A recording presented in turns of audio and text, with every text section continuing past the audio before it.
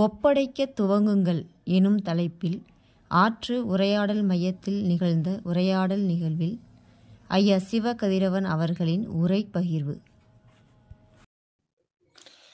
அனைவருக்கும் வணக்கம். நமது வாழ்வை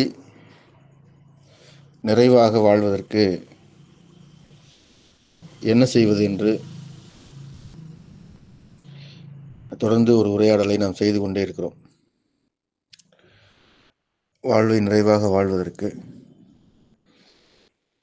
மிக எளிய வழி என்ன என்பதுதான் இந்த உரையின் சாரம். அந்த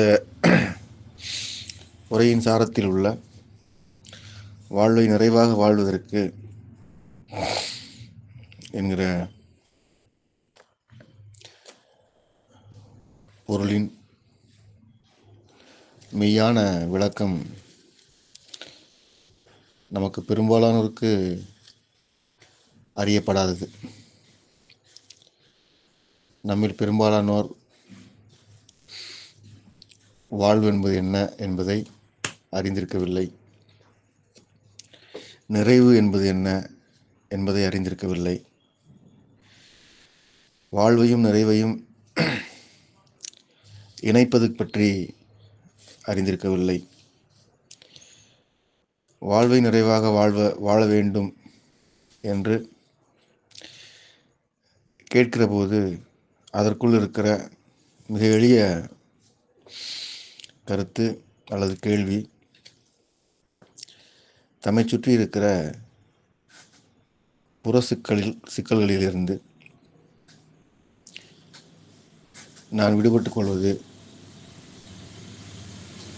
எவ்வாறு என்கிற அளவில் வாழ்வும் நிறைவும் புரிந்து கொள்ளப்பட்டு உரையாடலாகிறது.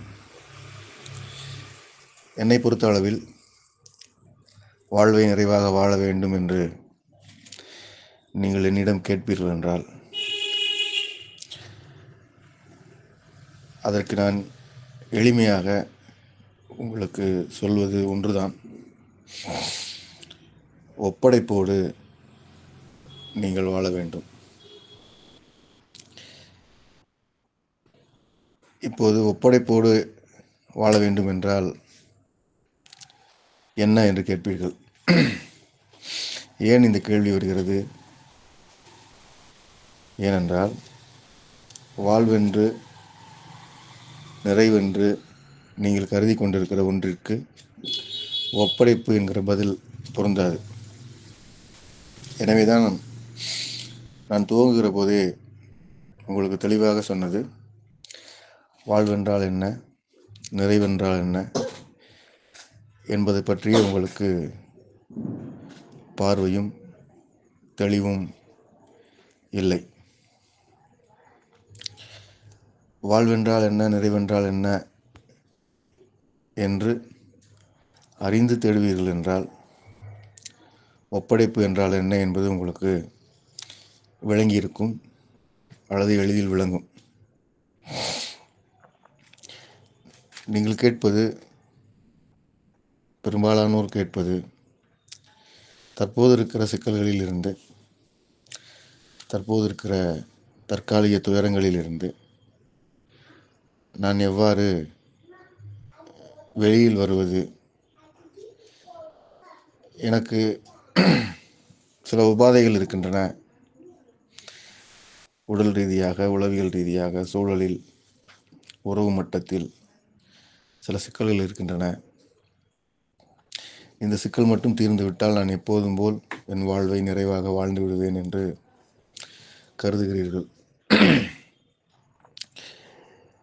இந்த தற்காலிக சிக்கல்களும் அல்லது சிக்கல் என்கிற மயக்கமும் நீங்காது. அவ்வாறு நீங்கினாலும் புதிய சிக்கல் முளைக்கும். இவ்வாறு தொடர்ந்த சிக்கல்கள் முளைத்து கொண்டே இருக்கும். நீங்கள் வாழ்வு என்றால் என்ன, நிறைவு என்றால் என்ன என்பதை புரிந்து கொள்ளும் வரை இந்த சிக்கல் தொடர்ந்து கொண்டே இருக்கும். நீங்கள் வாழ்வை புரிந்து கொள்கிற போது, நிறைவை புரிந்து கொள்கிற போது, வாழ்விற்கும் நிறைவுக்குமான இணைப்பை புரிந்து கொள்கிற போது, அதற்கான தீர்வு மிக எளிமையாக இருக்கிறது, அது ஒப்படைப்பு என்கிற கருத்தாக இருக்கிறது என்பதை சொல்லாமலேயே புரிந்து கொள்ள முடியும் என்பது அதற்குள் இருக்கிற பேருண்மை.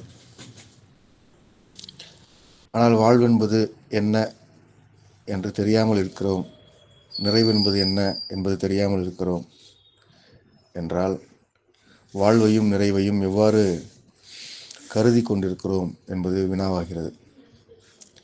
நீங்கள் சொல்வது போல, நாம் இப்போது உரையாடுவது போல, வாழ்வென்பது என்ன என்று நான் சொல்கிற கருத்தில் இல்லை என்றாலும், வாழ்வு எவ்வாறு கடைபிடிக்கப்படுகிறது, நிறைவு எவ்வாறு நிலைநாட்டப்படுகிறது என்றால் அது அதற்கென சில நடைமுறைகளை வைத்திருக்கிறது.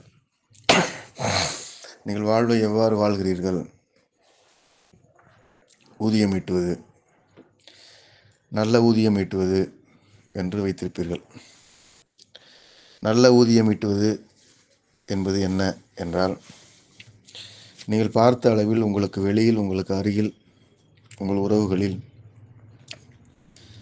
அல்லது உங்கள் சமூகத்தில் நீங்கள் வியந்த ஒருவர் எவ்வாறு ஊதியம் ஈட்டுகிறாரோ அவ்வாறு நானும் ஊதியம் ஈட்ட வேண்டும் என்று துடிப்பீர்கள். இது ஒரு வகையில் நீங்கள் நன்றாக வாழ்வதற்கு வைத்திருக்கிற வரையறை. நன்றாக கற்க வேண்டும் என்று அடுத்த நிலைக்கு உரையாடலை கொண்டு செல்லும்போது, நன்றாக கற்க வேண்டும் என்றால் குறைந்த உடல் உழைப்பில் மிகுதியான ஊதியம் கிடைக்குமாறு ஒரு கல்வியை கற்பது. அவ்வாறு ஏன் நமக்கு தோன்றுகிறது என்றால், அவ்வாறு இருப்பவர் எவ்வளவு சௌகரியமாக இருக்கிறார், எவ்வளவு நிம்மதியாக இருக்கிறார், எவ்வளவு கேளிக்கைகளோடு இருக்கிறார், பொழுதுபோக்குகளோடு இருக்கிறார், வசதி வாய்ப்புகளோடு இருக்கிறார் என்று ஒப்பிட்டு கல்வி கற்றலை வரையறையாக வைத்திருப்போம். இவ்வாறாக வாழ்வை என்னென்ன வரையறைகளில் வைத்திருக்கிறோம் என்று பார்த்தோம் என்றால், ஊதியம் ஈட்டுவது, பிறரை பார்த்து ஒப்பிட்டு அதன்படி ஊதியம் ஈட்ட வேண்டும் என்கிற கனவோடு இருப்பது. கல்வி கற்பது, அதுவும் பிறரை பார்த்து அவ்வாறு உயர்கல்வியை கற்றுக்கொள்ள வேண்டும் என்று கருதிக்கொள்வது. தொடர்ந்து வசிப்பிடத்தை உருவாக்கி கொள்வது, இதுவும் பிறரை பார்த்து, சுற்றத்தை பார்த்து அந்த வசிப்பிடம் இவ்வாறாக அமைக்கப்பட வேண்டும் என்று துடித்து எழுப்பிக் கொள்வது. உங்களது சூழல், நீங்கள் பயணிக்கும் பயணம், நீங்கள் தேர்வு செய்யும் வாகனம், இன்னும் நுட்பமாக சொல்ல வேண்டும் என்றால் உங்களோடு வாழ்வு முழுவதும் இருக்க வேண்டும் என்கிற இணை கூட இவ்வாறு ஒப்பீடுகளின் அடிப்படையில், முன்மாதிரிகளின் அடிப்படையில் தேர்வு செய்யப்படுவதை வாழ்வென்று கருதி கொண்டிருக்கிறீர்கள். இந்த மயக்கமான வரையறைகளை வைத்துக்கொண்டு அதற்கு பொருத்தமான உருவாக்கங்களை எழுப்பிக் கொண்டிருப்பதை, அதில் உங்களை பொருத்திக் கொள்வதை, அதற்குள் உங்களை திணித்துக் கொள்வதை வாழ்வென்றும் நிறைவென்றும் கருதி கொண்டிருக்கிறீர்கள். இது வாழ்வு அல்ல. இது போலச் செய்தல், ஒன்றை போல உங்களை செய்வதற்கு உட்படுத்துவது. இன்னொரு வகையில் வாழ்வை எப்படி புரிந்து வைத்திருக்கிறீர்கள் என்றால்,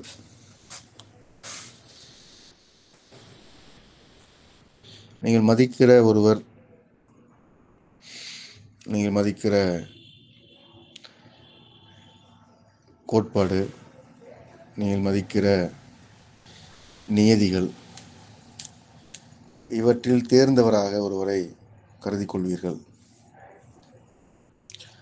அவர் பெரும்பாலும் பரப்புரை செய்பவராகவோ தத்துவ ஆய்வாளராகவோ அரசியலின் வழிகாட்டியாகவோ இன்னபிற அமைப்புகளை ஒருங்கிணைக்கும் நபராகவோ இருக்கக்கூடும். அவர் காட்டுகிற வழிகாட்டலின் அடிப்படையில் நாம் வாழ்வோம் என்றால் நமக்கு வாழ்வில் மேன்மை கிடைக்கும், நிறைவு கிடைக்கும் என்று நீங்கள் கருதுவது உண்டு. அவ்வாறே அவற்றை தொடர்ந்து நடைமுறைப்படுத்துவதும் உண்டு. இதற்குள் சடங்குகள் இருக்கும், இதற்குள் உங்களுக்கு விளங்கிக் கொள்ள முடியாத நடைமுறைகள் இருக்கும், இதற்குள் உங்களால் ஏற்றுக்கொள்ள முடியாத சட்டதிட்டங்கள் இருக்கும். என்றாலும் அவற்றை கடைபிடிப்பதை முதன்மையாக வைத்திருப்பீர்கள். அவ்வாறு கடைபிடிப்பதன் வழியாக வாழ்வு நிறைவடையும் என்று நம்பிக்கொண்டிருப்பீர்கள்.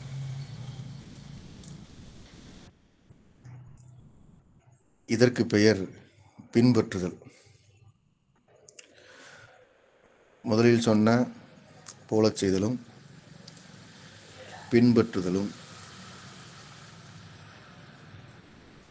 உங்களுக்கு வாழ்வென்று கற்பிக்கப்பட்டு கொண்டிருக்கிறது. பின்பற்றுவதும் போலச் செய்வதும் வாழ்வாகாது. ஒன்றை பின்பற்றி செய்வதன் வழியாக நீங்கள் வாழ முடியாது. ஒன்றை போல நீங்களும் செய்வதன் வழியாக வாழ முடியாது. அவ்வாறு பின்பற்றுவதன் வழியாகவும் போலச் செய்வதன் வழியாகவும் வாழ்வது வாழ்வாகாது என்பதை நீங்கள் அடிப்படையில் புரிந்து கொள்ள வேண்டும். பின்பற்றுவதும் போலச் செய்வதும் ஒரு சாரத்தை உள்ளடக்கமாக வைத்திருக்கிறது. அது சார்பு. பின்பற்றுவதற்காக அல்லது ஒப்பிட்டு அதை போல செய்வதற்காக நீங்கள் முன்னெடுக்கிற முயற்சிகளுக்கு பெயர் சார்ந்திருத்தல். சார்ந்திருத்தல் என்பது உங்கள் வாழ்வின் போக்கை தீர்மானிப்பதாக இருக்கிறது என்பதை மிக எளிமையாக நீங்கள் இன்று உங்களுக்கு பக்கத்திலேயே பார்க்க முடியும். மேன்மையாக கருதப்படுகிற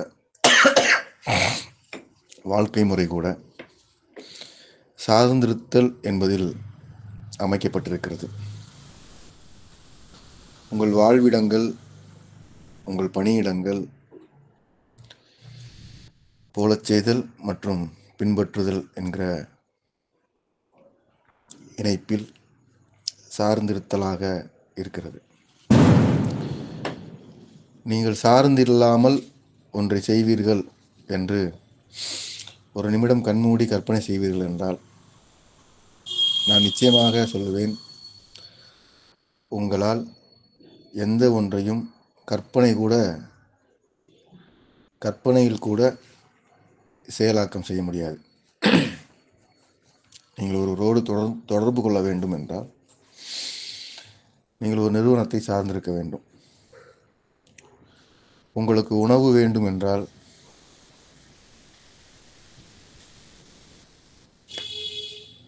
நிறுவனத்தை சார்ந்திருக்க வேண்டும்.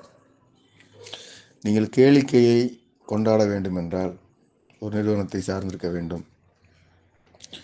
நல்ல உயர்வான பணி வேண்டும் என்றால் நிறுவனத்தை சார்ந்திருக்க வேண்டும். நல்ல உடல் நலம் வேண்டும் என்றால் நிறுவனமயமாக்கப்பட்ட மருத்துவ வழிகாட்டலை சார்ந்திருக்க வேண்டும். நீங்கள் கடவுளை அடைய வேண்டும் என்றாலும் கூட ஏதாவது ஒரு வகையில் ஒரு நிறுவனத்தை, அமைப்பை, கேள்விக்குட்படுத்த முடியாத சடங்கு முறைகளை சார்ந்திருக்க வேண்டிய நிலையில் இருக்கிறீர்கள். இவ்வாறாக உங்கள் வாழ்வில் நீங்கள் கட்டி வைத்திருக்கிற, வாழ்வு என்று கருதி கொண்டிருக்கிற எந்த ஒன்றும் சார்பிற்கு உட்படாமல் அமைக்கப்படவே இல்லை என்பதை நீங்கள் தெளிவாக பார்க்க வேண்டும். நீங்கள் பார்க்க வேண்டும் என்று நான் அழுத்தமாக சொல்கிறேன். ஏனென்றால் அவ்வாறு சார்ந்திருக்கிறோம் என்பதை உங்களுக்கு தெரிந்தாலும் நீங்கள் பார்க்க விரும்புவதில்லை. நீங்கள் ஏன் பார்க்க வேண்டும் என்று நான் அழுத்துகிறேன் என்றால், அவ்வாறு நீங்கள் பார்த்தால் மட்டும்தான் வாழ்வு என்பது என்ன, நிறைவு என்பது என்ன என்பதை ஓரளவேனும் புரிந்து கொண்டு வாழ்வையும் நிறைவையும் நோக்கி நீங்கள் நகர முடியும். பெரும் கொண்ட செல்வம் ஈட்டுகிற, ஊதியம் பெறுகிற ஒருவர் உடலை சிதைத்துக் கொள்கிற போதை பழக்கங்களுக்கு உள்ளாகிறார். ஒரு எளிய மனிதனின் பார்வையில் அவருக்கு எந்தவிதமான குறைபாடும் இருப்பதற்கு வாய்ப்பில்லை என்ற கருத்து இருக்கிறது. உயர்வான ஊதியம், உயர்ந்த வாகன வசதி ஏற்பாடு, வசிப்பிடத்தில் சொல்வதற்கே இல்லை, மிக அழகான குடும்ப உறவுகள், நினைத்த மாத்திரத்தில் நினைத்த வேலையை இருந்த இடத்தில் செய்து முடிக்கக்கூடிய உதவியாளர்கள் என்றாலும் கூட ஒரு வாழ்வை ஏதாவது ஒரு போதை பழக்கத்திற்கு உட்படுத்தி தன் சூழலை, தன் உடலை, தன் உறவு தொடர்பை சிதைவிற்குள்ளாக்குகிறார். களிப்பாக, கொண்டாட்டமாக இருக்க வேண்டும் என்று கருதி கொண்டு கூட்டமாக குழுமுகிற இளைஞர்களும் யுவதிகளும் ஆட்டமும் பாட்டமுமாக குதித்து கும்மாளம் இடுவதை, பின்பு களைத்து ஓய்வதை மகிழ்ச்சி என்று கருதி கொண்டிருக்கிறார்கள். அவர்களுக்கு பின்னணியில் வலிமையாக இருக்கிறது என்று அவர்கள் நம்புகிற ஊதியமும், வசதி வாய்ப்பும், தொலைத்தொடர்பும் வாழ்வை எவ்வாறு வைத்திருக்கிறது என்பதை, வாழ்வு எவ்வாறு அமைக்கப்பட்டிருக்கிறது என்பதை பார்ப்பதற்கு வழி செய்யவில்லை. இப்படி 100 சான்றுகள் நான் பகிர்ந்து கொள்ள முடியும். வாழ்வு என்பது எவ்வாறு அமைக்கப்பட்டிருக்கிறது என்பது குறித்த ஒரு போதாமை, ஒரு பற்றாக்குறை உங்களிடம் இருக்கிறது. சார்ந்து இருப்பதையும், அதற்குள் பின்பற்றி செல்வதையும், தொடர்ந்து போலச் செய்வதையும் வாழ்வென்று கருதி கொள்கிற ஒரு கற்பிதத்தில் உழன்று கொண்டிருக்கிறீர்கள் என்பது நீங்கள் கவனிக்க வேண்டிய வாழ்வை பற்றிய அடிப்படை புரிதல்.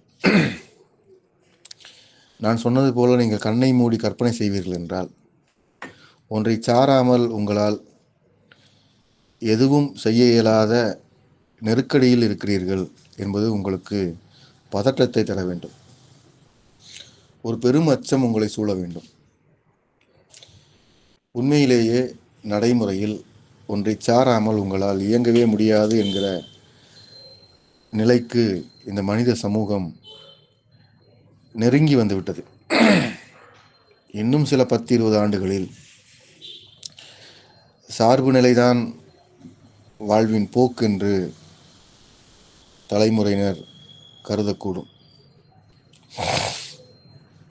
அதில் தப்பிப்பிழைப்பது என்பது ஏதேனும் அருள் கிட்டினால் உண்டே ஒழிய ஒரு எளிய மனிதன் சமூக கூட்டத்திற்குள் நுழைந்து வெளியேறுவது என்பது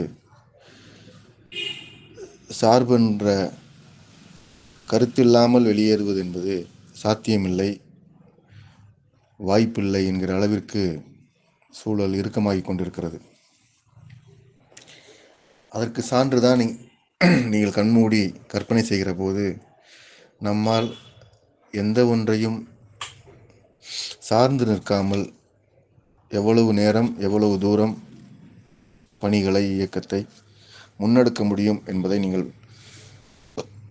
எளிமையாக பார்க்க முடியும். ஒன்றை சாராமல் உங்களால் இயங்கவே முடியாது. உங்களுக்கு பெருநகர வாழ்க்கை அமைந்திருக்கும் என்றால் உறுதியாக சொல்வேன், நீங்கள் தண்ணீருக்கு கூட யாரையாவது சார்ந்துதான் இருக்க வேண்டும். இந்த சார்பு நிலை பல அடுக்குகளை, ஆழமான நெருக்கடிக்குரிய நுட்பங்களை வைத்திருக்கிறது. யாவற்றையும் நீங்கள் புரிந்து கொள்ள வேண்டும் என்பது எனது வேண்டல். உங்கள் புரிதலுக்காக சான்றாக ஒன்றை நான் விளக்க விரும்புகிறேன்.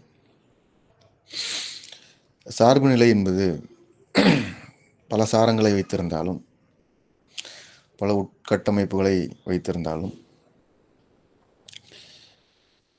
இரு நபர்களுக்கு இடையில் சார்பு எவ்வாறு உருவாகிறது, எவ்வாறு அவர்களை இது சிதைக்கிறது என்பதை நீங்கள் புரிந்து கொள்ள வேண்டும் என்பதற்காக இந்த சான்றை உங்களோடு பகிர்ந்து கொள்கிறேன். இரு மனிதர்களுக்குள் சார்பு எவ்வாறு இருக்கிறது என்றால், ஒரு பணியிடம் என்று வைத்துக் கொள்வோம். ஒரு பணியிடத்தில் அல்லது ஒரு குடும்ப அமைப்பில் இருவர் இருக்கிறார்கள் என்கிற போது, ஒருவர் இன்னொருவரை சார்ந்து இருக்கும் முகமான கற்பிதங்களோடு இருவரும் இருக்கிறார்கள். இப்போது என்ன நிகழ்கிறது என்றால், ஒருவர் மற்றவரை சார்ந்து இருக்கும்படி தூண்டுகிறார். ஏனென்றால் இருவருக்கும் சார்ந்து இருப்பதுதான் வாழ்வின் போக்கு என்கிற கற்பிதம் இருக்கிறது. அந்த வகையில் ஒருவரை சார்ந்து இருக்கும்படி தூண்டுகிறார். இந்த தூண்டலுக்கு உள்ளானவர் தூண்டியவருக்கு உடன்படுவார் என்று வைத்துக்கொள்வோம். அவ்வாறு உடன்படுகிறார் என்றால், முதலில் தூண்டல் நிகழ்கிறது, இரண்டாவது உடன்பாடு நிகழ்கிறது, தொடர்ந்து சார்ந்து இருக்கிறார் என்பது உறுதி செய்யப்படுகிறது.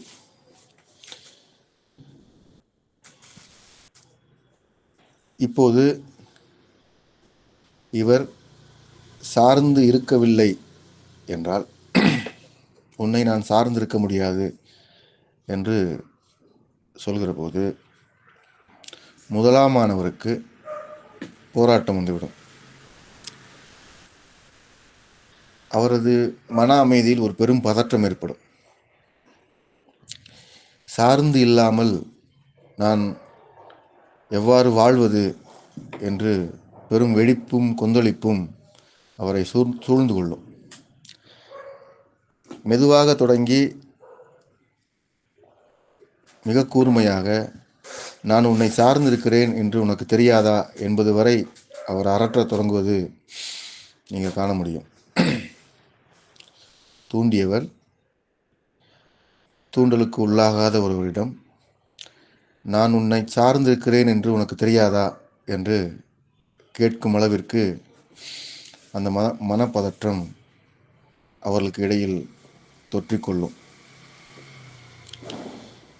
ஏதாவது ஒரு வகையில் தான் சார்ந்திருக்கிறேன் என்கிற நிலையை விளக்குவதும், நான் சார்ந்திருப்பதால் என் சார்பு நிலையை நீ ஏற்றுக்கொள்ள வேண்டும் என்று கோருவதும், அவ்வாறு அந்நிலையை ஏற்றுக்கொண்டவுடன் நீயும் என்னிடம் சார்ந்திருக்க வேண்டும் என்று வற்புறுத்துவதும், பின்பு அந்த சார்பு நிலையை உறுதிப்படுத்துவதுமாக அந்த உறவு வடிவமைக்கப்படும். இவ்வாறு வடிவமைக்கப்படுவது உறவல்ல, இது ஒரு வகையில் தொடர்பு. நான் ஒரு வழக்கு முறைக்காக உறவு என்கிறேன். இந்த இருவருக்கும் இடையில் இருக்கிற உறவு முறையில் அல்லது தொடர்பு நிலையில் சார்பு என்பது இவ்வாறாக மோதி குழப்பமும் கூச்சலுமாக அந்த தொடர்பு கட்டமைக்கப்படும். ஒருவாறாக இருவரும் தத்தமது சார்பை அங்கீகரிக்கவும் ஏற்றுக்கொள்ளவும் என்பதான நிலைக்கு வருவார்கள் என்றால், இருவரும் ஒருவரை ஒருவர் சார்ந்து இருப்பது போன்ற ஒரு தோற்றம் உண்டாகும் என்றாலும், ஒருவர் வழிநடத்துபவராகவும் இன்னொருவர் பின்பற்றும் நபராகவும் மாறி போவார் என்பது தவிர்க்க முடியாது. சார்பிற்குள் அது நிகழும். நீங்கள் ஒன்றை சார்ந்திருப்பீர்கள் என்றால் அது உங்கள் சார்பை ஏற்றுக்கொள்ளும் என்றால், அதுவும் உங்களை சார்ந்திருப்பது போல பாசாங்கு செய்யும் என்றால், நீங்கள் எளிமையாக பிடிபட்டு விட்டீர்கள் என்று பொருள். இந்த சார்பு நிலையில் எவரது கை வலுவாக இருக்கிறதோ அவர் வழிநடத்தும் நபராகவும், எளிய அல்லது வலிமை குன்றிய ஒருவரின் பகுதி பின்பற்றுகிற பகுதியாகவும் மாறிப்போகும். இந்த உறவுக்குள் இதை பொருத்தி வைத்துக் கொள்ளுங்கள். ஒருவர் வழிநடத்துவார், ஒருவர் பின்பற்றுவார். வழிநடத்துபவர் எவ்வளவு முட்டாள்தனங்களை முன்வைத்தாலும், பின்பற்றுபவர் எதையும் பொருட்படுத்தாமல் பின்பற்றுகிற போக்கை நீங்கள் காண முடியும். வழக்கமான பதின்பருவ காதலில் இரண்டு நபர்கள், ஒரு இளைஞனும் ஒரு யுவதியும் ஈர்க்கப்படுகிறார்கள். நடைமுறையில் நான் பார்த்த சான்றினை நான் உங்களுக்கு விளக்குகிறேன். இவ்வாறு ஒரு யுவதியும் ஒரு இளைஞனும் ஒருவரை ஒருவர் ஈர்க்கிறார்கள். அவர்கள் தம் வாழ்க்கை குறித்து சில கற்பனைகளை உரையாடுகிறார்கள். நாம் இருவரும் ஒருவரை ஒருவர் சார்ந்து இருப்போம் என்று வெவ்வேறு சொற்களின் வழியாக அலங்கரித்துக் கொள்கிறார்கள். இருவரும் உடன்பட்டு சார்பு நிலையை பின்பற்றி கொண்டு அல்லது பற்றி கொண்டு தம் வாழ்க்கையை நடத்துகிற போது, ஒரு காலம் வரை முட்டாள்தனமான அல்லது அற்பமான ஆர்வமூட்டாத நிகழ்வுகளை கூட ஒருவர் சொல்ல இன்னொருவர் வழிமொழிவதை நீங்கள் பார்க்க முடியும். அல்லது நீங்களே கூட அவ்வாறு உட்பட்டிருப்பீர்கள். இந்த வாழ்க்கை போக்கில் இருவரும் இணையர்களாக ஒருவேளை தம்மை பொருத்திக் கொள்வார்கள் என்றால், அற்பமான காரணங்கள் இவர்கள் சார்பு நிலைக்கு ஊறு விளைவிக்கும் நிலைக்கு அந்த அமைப்பு முறை வந்து நிற்கும். அதாவது காதலர்களாக அன்பர்களாக இருக்கிற போது அற்பமான செயல்பாடுகளை கூட இனிமையாக பின்பற்றிய ஒருவர் குடும்ப உறவாக மாறிய பின்பு அற்பங்களை அற்பம் என்று வெளிப்படுத்துவார். அப்போது அதுவரை வழிகாட்டியவர் கொதிப்பதும் குதிப்பதும் துவங்கிவிடும். இன்று குடும்பங்களில் குறிப்பாக அன்பர்களாக இருந்து வாழ்வை இணையர்களாக மாற்றிக்கொண்ட பலருக்கும் இந்த சிக்கலை நான் பார்த்திருக்கிறேன். முன்பெல்லாம் அல்லது இந்த உறவு அமைவதற்கு முன்பெல்லாம் நான் சொல்வதையெல்லாம் அப்படியே கொண்டிருந்தாய், இப்போது நீ முற்றிலும் மாறிவிட்டாய் என்கிற சொல்லாடலை அன்பர்களாக இருந்து இணையர்களாக மாறிய ஒவ்வொருவரும் சொல்லியிருக்கிறார்கள். பலர் சொல்ல நான் கேட்டிருக்கிறேன். இது ஏதோ ஒரு பொறியில் வலுவாக சிக்கிக்கொண்டோம் என்கிற உணர்வோடு அவர்கள் சொல்வதை நான் பார்த்திருக்கிறேன், கேட்டிருக்கிறேன். இத்தகைய சிக்குண்ட மனநிலையை சார்பு உங்களுக்கு வழங்கும். இது சார்பிற்குள் இருக்கிற அதற்குரிய தன்மை இதுதான். நீங்கள் சார்ந்து இருப்பீர்கள் என்றால் அது மிக எளிமையாக எல்லாம் தெரிந்தது போன்ற பிம்பத்தை, கற்பிதத்தை ஒருவருக்குள்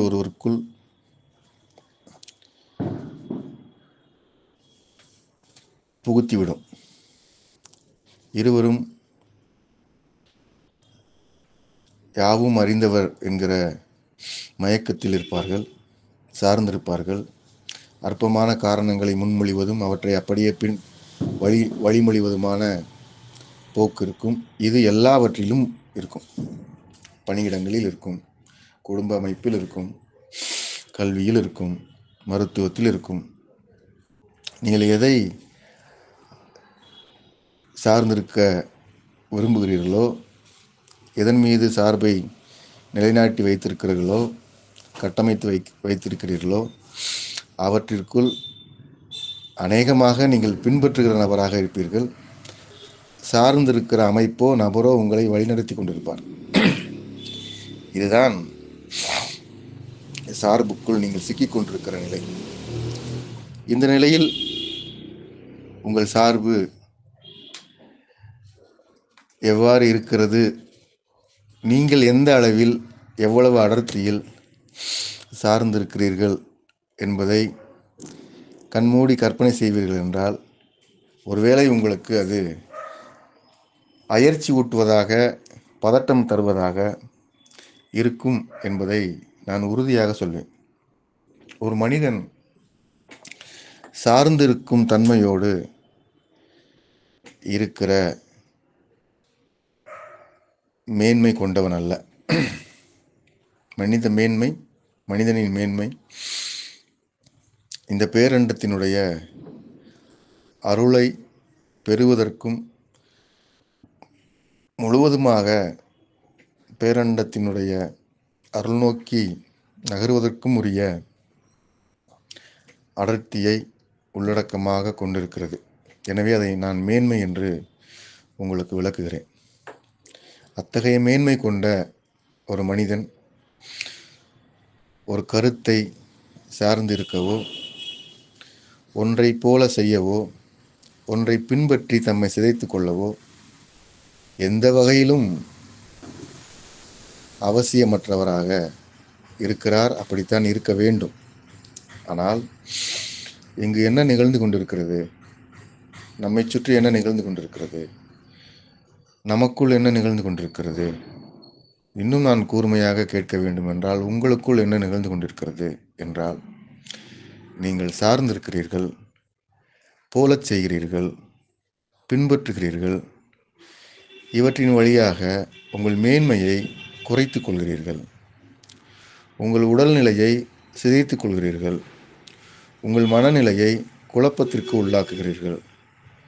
இது வாழ்வா? இது வாழ்வாகுமா?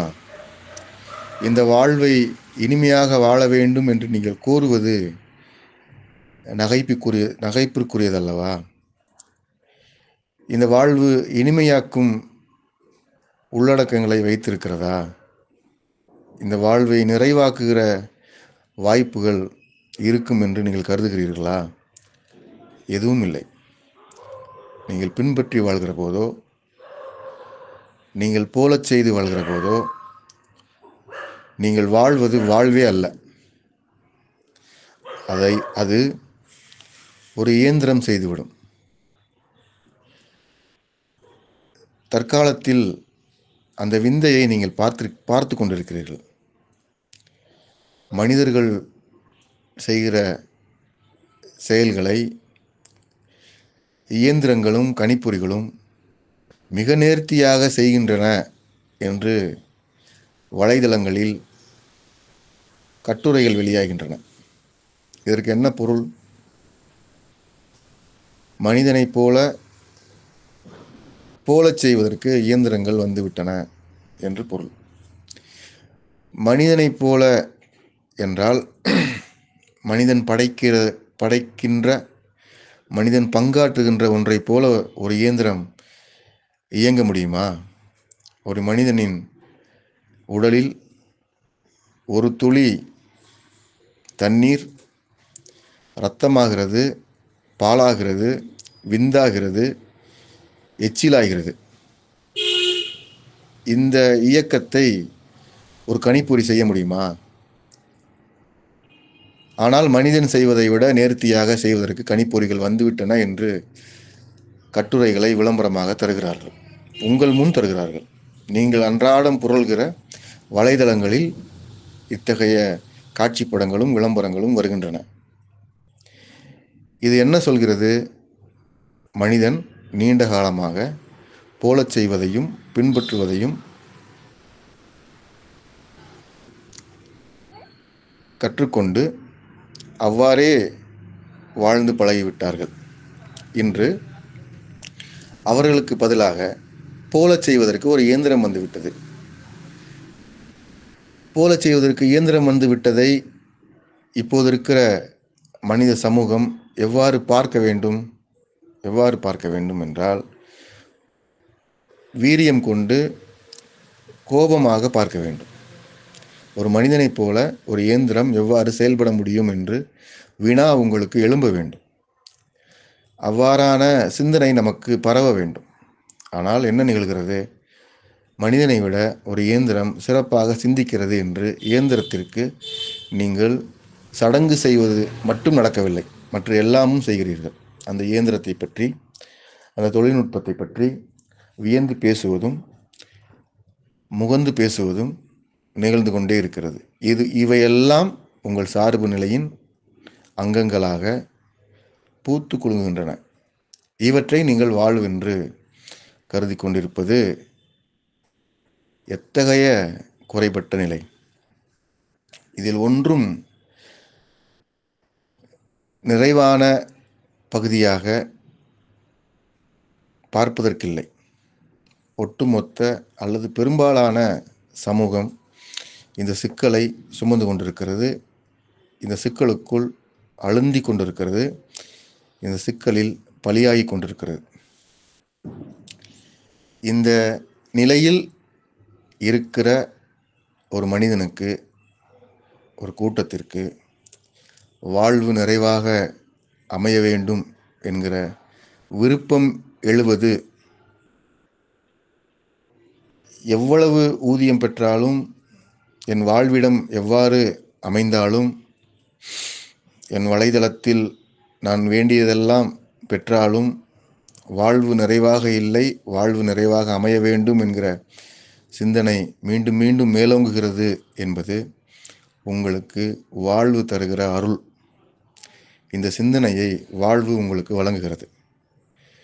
இந்த சிந்தனையில் நீங்கள் ஆழ்ந்து செல்கிற போது உங்கள் வாழ்வை நீங்கள் உங்களுக்கு வழங்கிய வாய்ப்புகளில் என்ன செய்து வைத்திருக்கிறீர்கள் என்பதை பார்க்க வேண்டும். நாம் பெற்றிருக்கிற வாழ்வின் வாய்ப்பில் நாம் இந்த வாழ்வை எவ்வாறு குதறி வைத்திருக்கிறோம், எவ்வாறு சிதைத்து வைத்திருக்கிறோம் என்பதை நீங்கள் கண்மூடி கற்பனை செய்கிற போது எளிமையாக புரிந்து கொள்ள முடியும். இப்போது நீங்கள் இந்த புரிதலில் இருந்து என்ன கற்றுக்கொள்கிறீர்கள், என்ன கற்றுக்கொள்ள வேண்டும் என்பதுதான் இவ்வளவு வாழ்வை பற்றிய சாரங்களை உங்களுக்கு விளக்கியதன் காரணம்.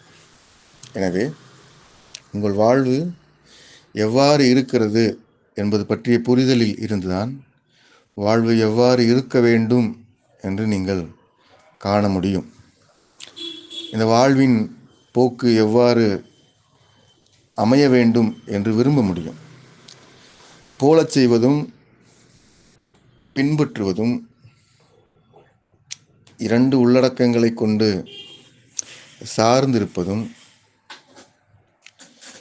வாழ்வின் மிக மோசமான பக்கங்கள். அது உங்கள் வாழ்விற்கு நீங்கள் எதிராக செயல்பட்டு கொண்டிருக்கிறீர்கள் என்று குறிக்கிற குறியீடு. நீங்கள் போலச் செய்தலையும் பின்பற்றுவதையும் கற்றுக்கொண்டு அதில் பெரும் காலம் பயணித்துவிட்டு ஒரு இரவில் முடிவு செய்து கைவிடுவது என்பது கற்பனையானது. என்றாலும் இந்த சிக்கலில் இருந்து விடுபடுவதற்கு என்ன வழி என்றால், நீங்கள் உங்களை ஒப்படைக்க வேண்டும் என்று நான் விரும்புகிறேன். யாரிடம் ஒப்படைப்பது? நம் ஆற்று மெய்யியல் உரையாடல் மையத்தில் அதற்குரிய சில உரையாடல்களையும் செயல்முறைகளையும் நான் பொதுவாக சொல்வதுண்டு. யாரிடம் ஒப்படைப்பது? ஒப்படைப்பு பற்றிய அது பயிற்சியாக நம் நண்பர்கள் செய்வார்கள். யாரிடம் ஒப்படைப்பது என்பது, உங்கள் உடலிடம் நீங்கள் ஒப்படைக்க வேண்டும். இது முதன்மையானது. இதுதான் துவக்கம். அது எவ்வாறு ஒப்படைப்பது என்றால்,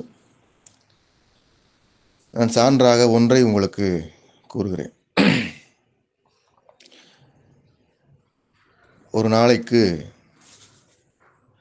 ஒரு 20 முதல் 30 நிமிடம் உங்கள் மூச்சு உங்கள் உடலின் போக்கில் நிகழும்படி நீங்கள் ஒப்படைக்க வேண்டும். இது ஒரு முதன்மையான நடைமுறை. இந்த நடைமுறையை நீங்கள் பின்பற்றுவீர்கள் என்றால், ஒப்படைப்பு என்றால் என்ன என்பதை நீங்கள் பார்க்க முடியும். இப்போது என்ன செய்து கொண்டிருக்கிறீர்கள்? மூச்சு என்கிற நடைமுறையில் இந்த சமூகம் என்ன செய்து கொண்டிருக்கிறது என்றால், மூச்சினை அடக்குவது, மூச்சினை நிறுத்துவது, ஒரு துவாரத்தில் மூச்சை எடுத்து இன்னொரு துவாரத்தில் மூச்சை வெளியிடுவது, அதற்குள் விகித கணக்குகள் எல்லாம் சில சிந்தனை பள்ளிகள் சொல்லிக் கொடுப்பதை நான் பார்த்திருக்கிறேன். இவையெல்லாம் முதலில் சொன்ன பின்பற்றுதல்.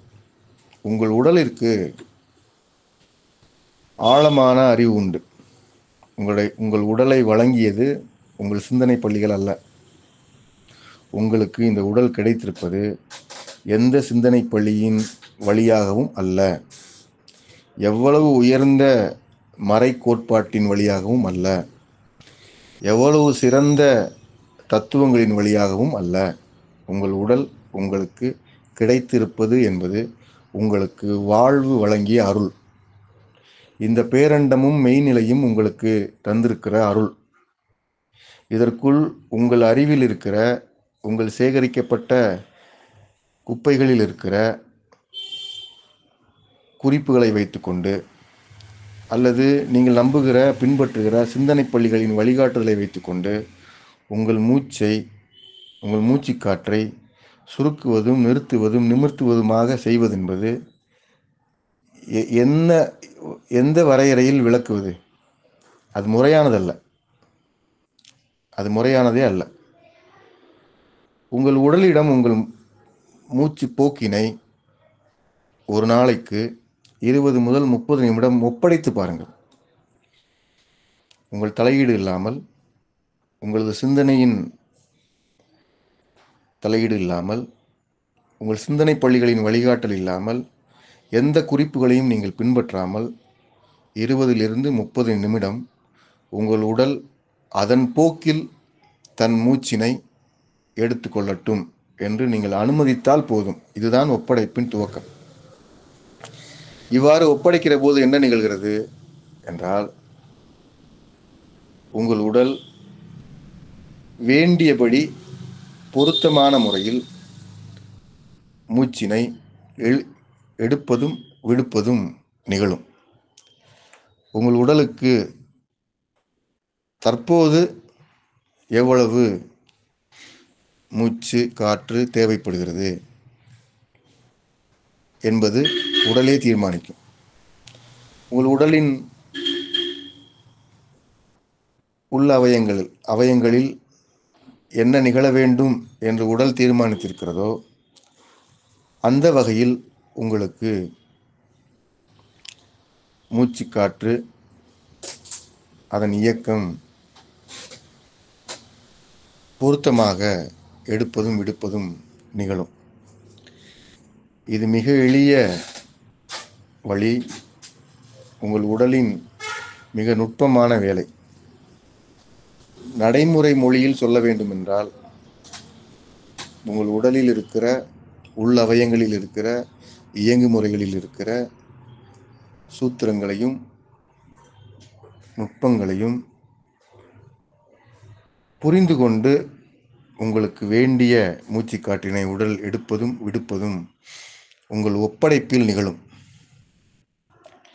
இவ்வாறு ஒரு சான்றுக்காக நான் இந்த முறையை சொல்கிறேன். இவ்வாறு நீங்கள் மூச்சுக்காற்றின் வழியாக உங்கள் ஒப்படைப்பை துவங்கலாம், உறக்கத்தின் வழியாக உங்கள் ஒப்படைப்பை துவங்கலாம்,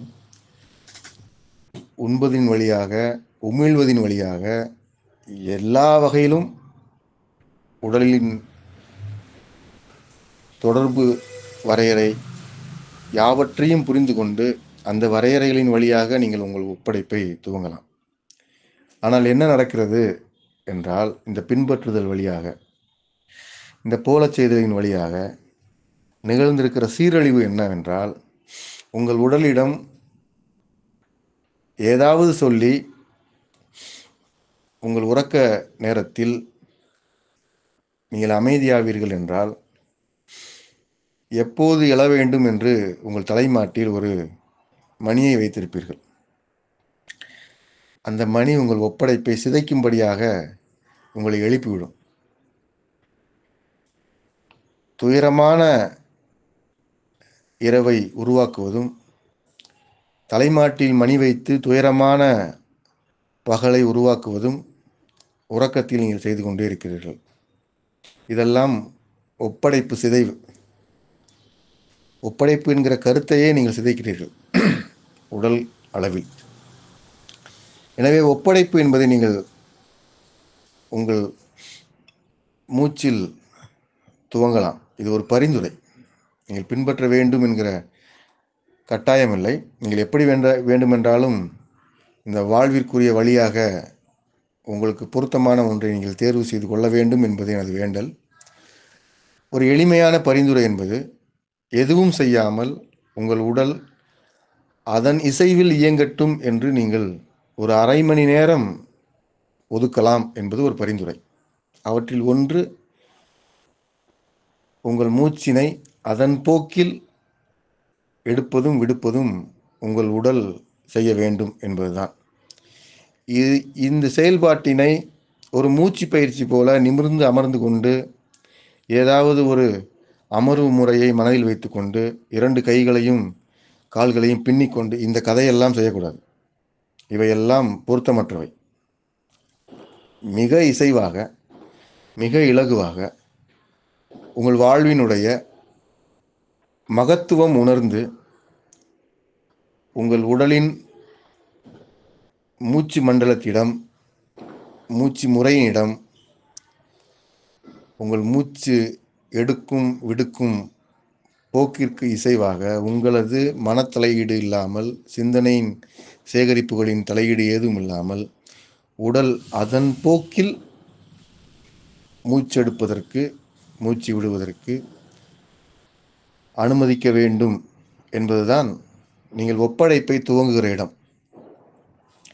இவ்வாறு ஒப்படைப்பீர்கள் என்றால் உங்கள் வாழ்வின் பின்பற்றுகிற, போலச் செய்கிற சிக்கல்களை நீங்கள் காண முடியும். நீங்கள் கண்டு இவற்றை தொடர்வது ஒரு வகை. இந்த ஒப்படைப்பு நடைமுறையை நீங்கள் செய்த பின்பு உங்கள் வரையறைகளை நீங்கள் உணர முடியும். முன்பு சொன்ன சார்பு நிலை இவ்வளவு திருத்தமாக உங்களுக்குள் செல்வாக்கு செலுத்துவதற்கு காரணம் என்ன என்றால், இந்த சார்பு நிலை உங்களுக்கு ஒரு விதத்தில் பாதுகாப்பானதாக இருக்கிறது என்று நீங்கள் நம்புகிறீர்கள். நாம் பாதுகாப்பற்று இருக்கிறோம். நமக்கு ஒரு முறையான பாதுகாப்பு, பணி பாதுகாப்பு, அறிவு பாதுகாப்பு,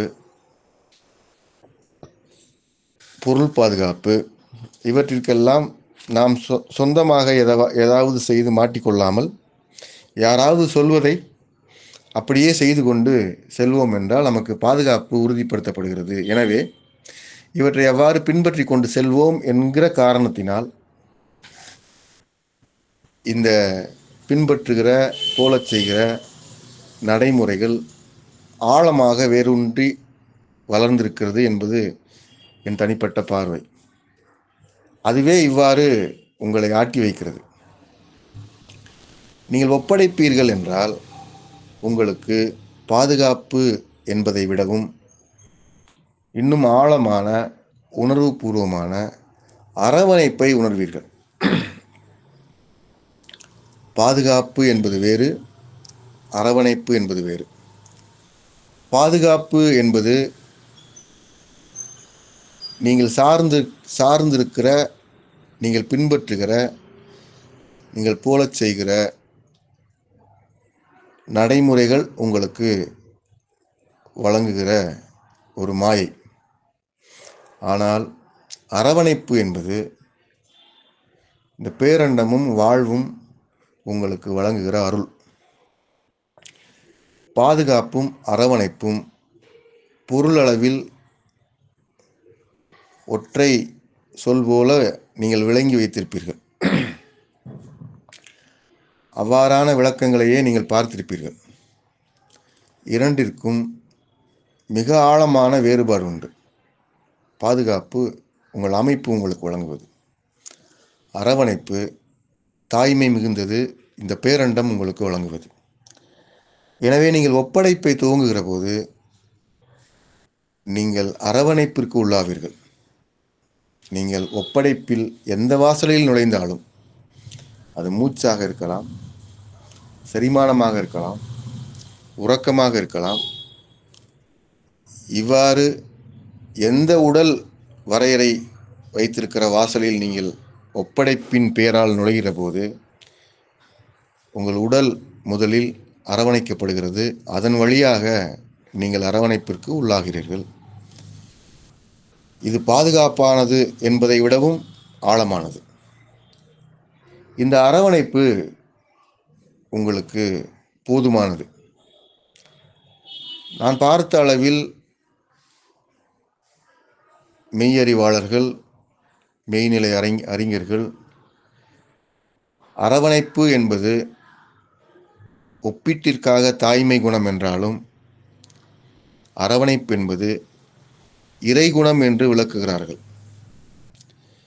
நீங்கள் ஒப்படைக்கிற போது உங்கள் உடலிடம் நாம் பேசுகிற வரையறைகளின் அடிப்படையில் அல்லது உங்களது சொந்த பட்டறிவின் பாற்பட்ட வரையறைகளின் அடிப்படையில்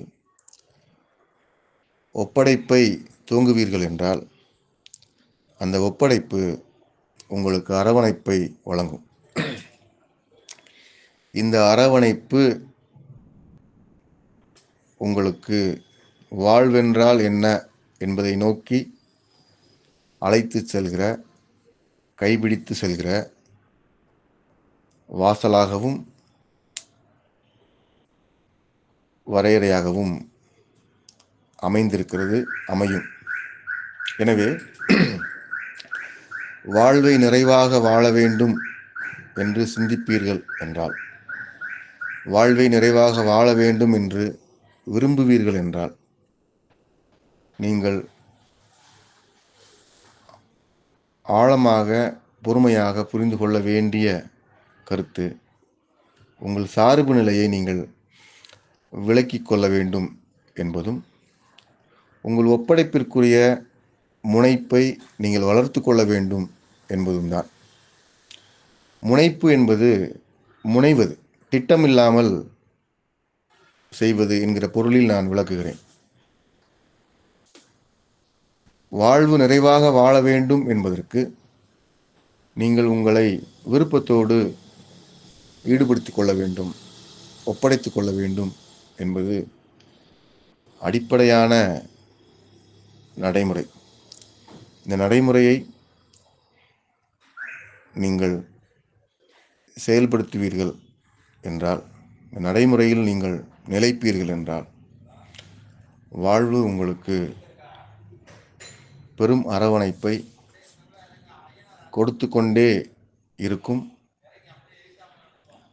நீங்கள் நிறைவீர்கள். உங்கள் நிறைவின் அடையாளம் நீங்கள் பெற்ற நிறைவை வைத்துக்கொண்டு நீங்கள் பிறரை அரவணைப்பீர்கள். உங்களை பார்க்கிற போது நீங்கள் அரவணைக்கும் முகமாக நிற்கிறீர்கள் என்கிற உணர்வு உங்களை சுற்றி இருக்கிற யாவருக்கும் எழும்பும். இவையெல்லாம் நீங்கள் ஒப்படைத்திருக்கிறீர்கள் என்பதன் குறியீடுகள். இவை ஒரு சூத்திரம் போல அல்லது தந்திரம் போல அல்லது லாவகமாக பயன்படுத்துகிற ஒரு செயல்முறை போல நீங்கள் புரிந்து கொள்ளக்கூடாது. இதன் வழிப்போக்கு இவ்வாறு இருக்கும் என்று நான் உங்களுக்கு விளக்குகிறேன். எனவே உங்கள் வாழ்வின் நிறைவு என்பது ஒப்படைப்பில் ஒளிந்திருக்கிறது. ஒப்படைப்பதன் வழியாகவே வாழ்வென்பது என்ன என்பதையும், வாழ்வின் நிறைவென்பது என்ன என்பதையும் தனித்தனியாக நீங்கள் புரிந்து கொள்ளவும் பெற்றுக்கொள்ளவும் வாய்ப்பு இருக்கிறது. அந்த வாய்ப்பு யாவருக்கும் அருளப்பட வேண்டும் என்று வேண்டி நிறைவு செய்கிறேன். உங்கள் யாவருக்கும் மெய்நிலை அருள் நிறைவதாக. நன்றி.